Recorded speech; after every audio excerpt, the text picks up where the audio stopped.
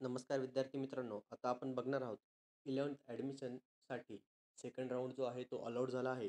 त्यासाठी जी वेबसाईट आहे ती FYJC ही वेबसाईट आहे. त्यावर आपण टॅप करू. टॅप केल्यानंतर हा असा डॅशबोर्ड ओपन होईल. त्याच्यानंतर खाली इथं आपल्याला दिसून येते लॉग इनला टॅप करू. लॉग इनला टॅप केल्यानंतर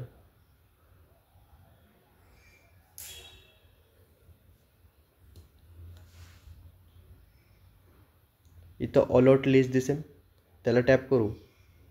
ऑलरेडी राऊंड सेकंड हा फिलअप असेल तिथं, कारण की आता सध्या राऊंड सेकंड चालू आहे. आपला जो ॲप्लिकेशन नंबर आहे, जो की तुमचा ॲप्लिकेशन नंबर आहे तो तिथं टाईप करा. तो टाईप केल्यानंतर इथं साईडला जे आपल्याला सर्च बार आहे ते दिसेल. इथं आपण ॲप्लिकेशन नंबर टाईप करू. हा राऊंड सेकंड ऑलरेडी इथं फिलअप राहील. त्याला आपण सर्च म्हणू. ॲप्लिकेशन टाईप केल्यानंतर नंबर टाईप केल्यानंतर सर्च म्हणू. सर्च केल्यानंतर आपल्याला कोणतं कॉलेज अलर्ट झालं आहे. आता हे माझं कॉलेज आहे. हा माझा ॲप्लिकेशन नंबर आहे. परफॉर्मन्स सिंगल दिला होता मी.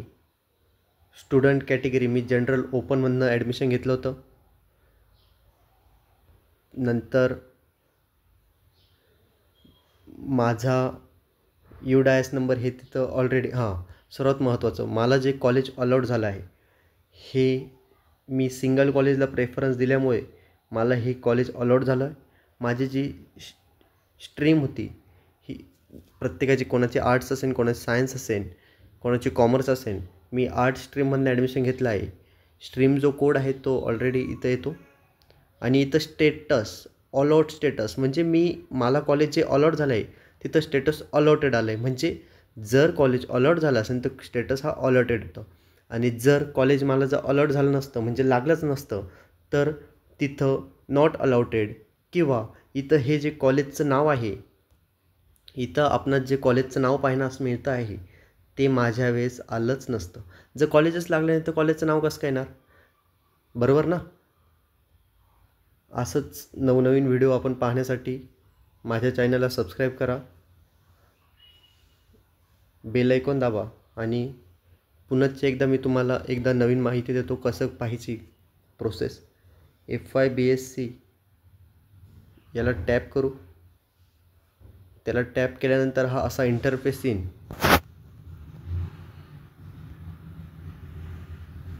इथं लॉग इनला दाबू आपण.